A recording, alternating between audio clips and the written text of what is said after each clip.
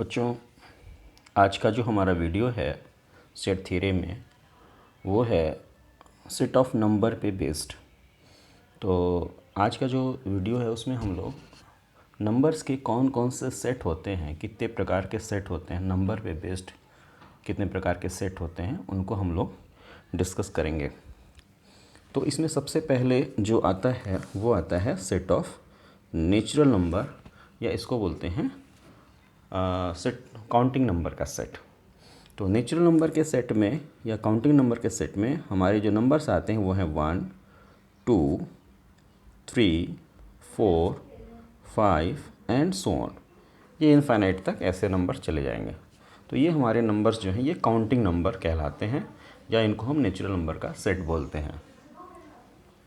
दूसरा जो सेट है हमारा वो है सेट ऑफ होल नंबर। तो होल नंबर और नेचुरल नंबर के सेट में फ़र्क सिर्फ ज़ीरो का है। अगर नेचुरल नंबर के सेट में हम ज़ीरो को ऐड कर देंगे, ज़ीरो हम डाल देंगे, तो जो सेट मिलेगा वो मिलेगा सेट ऑफ होल नंबर। यानी होल नंबर में आएगा 0, 1, 2, 3, 4 एंड सो ऑन।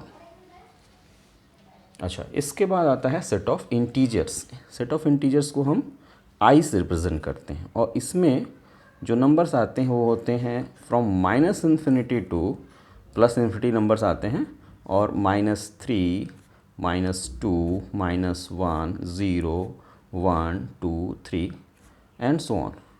यानी सेट ऑफ होल नंबर्स में अगर हम ये निगेटिव नंबर्स भी ऐड कर दें, -1, -2, -3 अप टू -∞, अगर हम ऐड कर दें तो ये जो सेट बनेगा, ये जो कलेक्शन होगा, ये हमारा होगा सेट ऑफ इंटीजर्स। फिर हम बात करते हैं सेट ऑफ रैशनल नंबर की। सेट ऑफ रैशनल नंबर क्या होता है?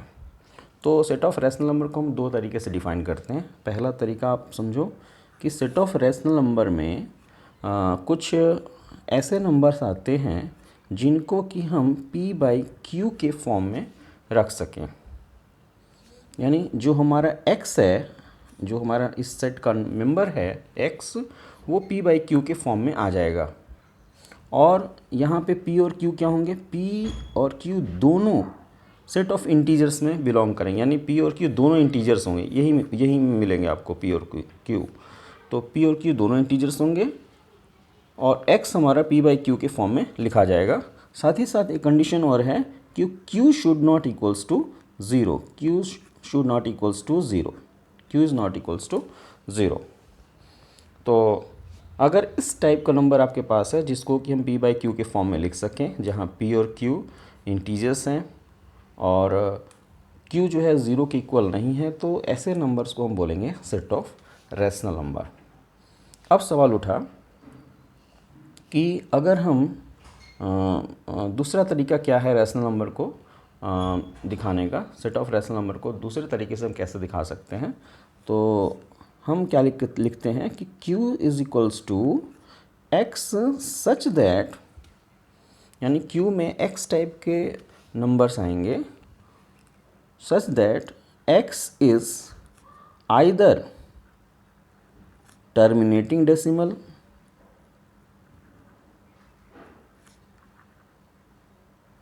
डेसिमल और terminating recurring decimal.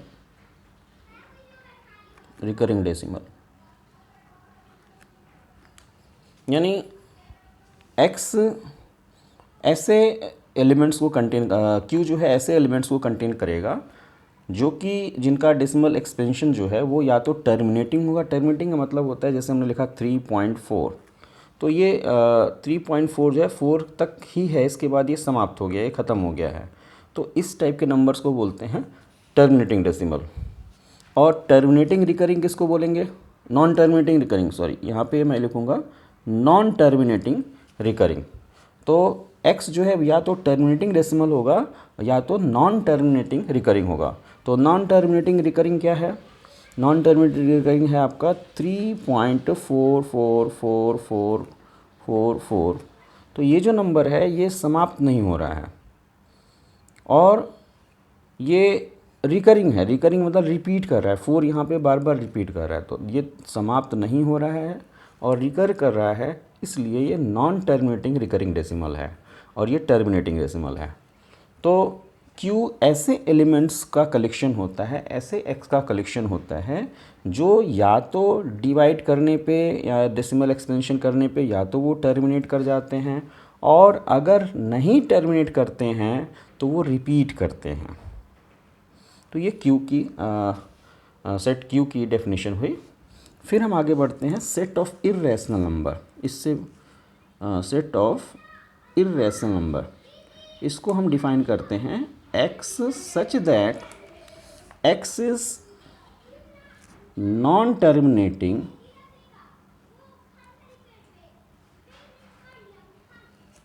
Non recurring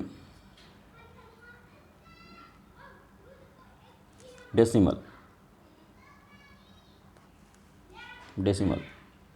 यानी जो इर्रेशनल नंबर का जो सेट होगा, जो अपरिमेय संख्या का जो सेट होगा, वो ऐसे एलिमेंट्स को कंटेन करेगा जो कि नॉन टर्मिनेट होंगे, यानी जब हम उसका डेसिमल एक्सपेंशन करेंगे तो वो नॉन टर्मिनेटिंग होंगे, साथ ही साथ वो नॉन रिकरिंग होंगे, यानी रिपीट भी नहीं करेंगे और ना तो समाप्त होंगे, ना तो रिपीट करेंगे। जैसे हमने कहा 1.2349721516, तो यहाँ पे कोई भी डिजिट ना तो रिपीट कर रही है और ना ही ये समाप्त हो रहा है, इसलिए ये जो नंबर है दिस इज़ इर्रेशनल नंबर। तो 1/2, 3/4, इवन 4, जो 4 है इसको हम 4/1 लिख सकते हैं, 4/1 p/q का फॉर्म हो गया। तो p/q का फॉर्म हो गया, इसलिए रैशनल नंबर है। तो ये रैशनल नंबर है, ये रैशनल नंबर है, रैशनल नंबर है। जितने इंटीजर्स होते हैं वो सब रैशनल नंबर होते हैं। फॉर एग्जांपल -3 को लिख सकते हैं -3/1, p/q के फॉर्म में आ गया। तो ये सब रैशनल नंबर हैं। ऑन द अदर हैंड पाई, √2, √5, √7 ये इर्रेशनल नंबर हैं और इनका जो डेसिमल एक्सपेंशन होगा वो नॉन टर्मिनेटिंग होगा और नॉन रिकरिंग होगा। अच्छा, इसके बाद हम बात करते हैं सेट ऑफ रियल नंबर की। Real number, set of real number को हम R से रिप्रेजेंट करते हैं, और ये जो नंबर होता है ये ऐसे एलिमेंट्स को कंटेन करता है जो या तो रैशनल हो, या तो Q में बिलोंग करें, या तो X जो है वो इर्रेशनल हो, X belonging to set of irrational number. यानी अगर हम रैशनल नंबर और इर्रेशनल नंबर दोनों सेट को मिक्स करते हैं, दोनों कलेक्शन को एक साथ मिक्स कर दें, तो जो नया सेट आएगा वो होगा हमारा सेट ऑफ रियल नंबर। तो अगर हम देखा जाए तो यहाँ पे सबसे छोटा सेट है सेट ऑफ नेचुरल नंबर। इसमें 1 2 3 4 5 6 ऐसे आ रहे हैं। अब इसमें हमने 0 ऐड कर दिया तो सेट ऑफ होल नंबर आए, ये इससे बड़ा सेट हुआ। अब अगर इसमें हमने नेगेटिव नंबर्स को ऐड कर दिया तो ये सेट ऑफ इंटीजर्स हुआ। अब ये सेट ऑफ इंटीजर्स में जितने नंबर्स हैं सब के सब रैशनल नंबर हैं। जैसे हमने -3 है तो -3 को लिख सकते हैं -3/1, p/q के फॉर्म में आ गया, p/q के फॉर्म में आ गया तो वो रैशनल नंबर होगा। इसके अलावा कुछ ऐसे नंबर्स हैं जो कि इंटीजर्स नहीं हैं लेकिन रैशनल नंबर हैं, जैसे 1/2। तो सेट ऑफ रैशनल नंबर में सेट ऑफ इंटीजर्स जितने भी हैं वो सब आएंगे, साथ ही साथ 1/2, 3/4 इस टाइप के नंबर्स भी इसमें आएंगे। तो इससे बड़ा सेट Q हो गया। और उसके बाद हम बात करते हैं सेट ऑफ इर्रेशनल नंबर। तो सेट ऑफ इर्रेशनल नंबर में आपके पाई, √2, √5, √7 ये सब नंबर्स आएंगे, और इनका जो डेसिमल एक्सपेंशन होगा वो नॉन टर्मिनेटिंग होगा, नॉन रिकरिंग होगा। यानी उसको जब डेसिमल फॉर्म में एक्सपेंड करेंगे तो वो न तो समाप्त होगा और ना ही वो रिपीट करेगा। तो ये सेट ऑफ इर्रेशनल नंबर हुआ। अब अगर हम Q और इसको सेट ऑफ इर्रेशनल नंबर और सेट ऑफ रैशनल नंबर दोनों को अगर हम मिक्स कर दें तो अब जो नया सेट हुआ वो हुआ सेट ऑफ रियल नंबर।